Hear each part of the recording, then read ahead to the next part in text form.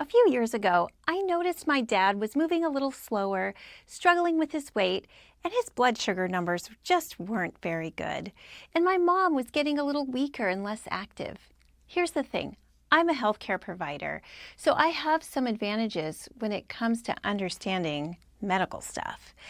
But the most important things I did to help them had nothing to do with my medical training. Today, I'm going to share exactly what worked and how you can do the same thing for your parents. No medical degree required. By the way, if you're new here, welcome! I'm Alicia Schroeder, and after the success of our first episode featuring Nicole's incredible 100-pound weight loss journey, my dad suggested I make this video. So Dad, this one's for you and everyone else navigating this season of life with their parents. Let me start with the hardest part, noticing that your parents need help, because somewhere along the way, the roles start to shift, and that's a little bit uncomfortable for everyone. Here's what to watch for. And I'm not talking about dramatic changes. I'm talking about subtle shifts. Are they moving slower? Are they avoiding stairs that they used to take easily? Are they skipping activities that they used to love, like gardening, going to church, or meeting friends? Are you noticing weight gain or weight loss? Are medications piling up, or are they confused about what to take when? Are they missing appointments or forgetting conversations? Now here's the key. When you notice something, don't come in like a wrecking ball. Don't say, Dad, you need to lose weight, or Mom, you're getting weak. Instead, approach with curiosity, not criticism. Hey, Dad, I noticed that you're not playing golf as much. Is your knee bothering you? Or Mom, you mentioned feeling tired a lot lately. Have you talked to your doctor about that? The goal here is to open up dialogue, not to take over their lives. You're planting seeds, not demanding change. Remember, these are the people who raised you. They deserve respect and autonomy, but they also need somebody paying attention. Once you've opened up that dialogue, here's where you can make the biggest difference. Become their advocate in the healthcare system. Attend their doctor's appointments. This one is huge. Offer to go with them to the appointments, even if it's just virtually on a phone call. Why? Because they might not hear everything the doctor says. They might forget important instructions. They might be too intimidated to ask questions. You can take notes while they focus on listening. And here's a secret. Doctors often explain things differently when there's another adult in the room. They know you're going to do the follow-up. Ask the right questions. You do not need medical training to ask good questions. Here's what I ask. Can you explain what this diagnosis means for day-to-day life? What are the side effects that we should be watching out for? What symptoms should we call you about immediately? Are there non-medication options that we should try first? Write these down. Doctors respect engaged family members. Keep a shared medication list. I keep a note on my phone with all of my parents' medications, the name, the dose, what it's for, and when we're at appointments or if there's an emergency, I have it ready. You can do this in your Notes app, Google Docs, whatever works for you. Follow up after appointments.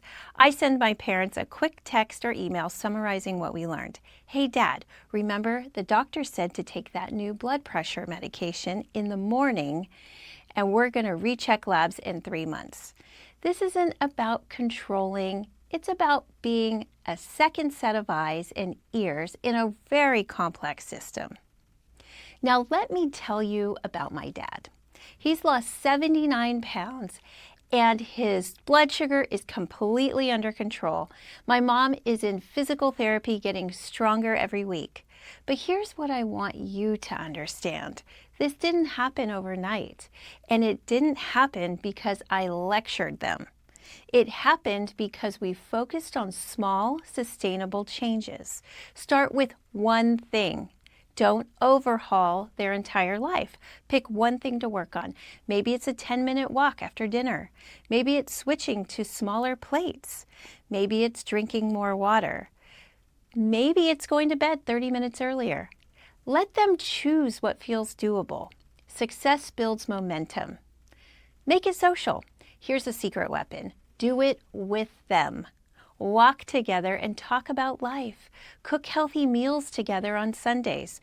Go to their physical therapy appointment and cheer them on. Celebrate every small win.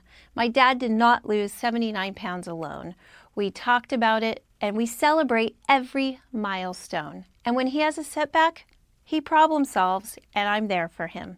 We celebrate progress, not perfection.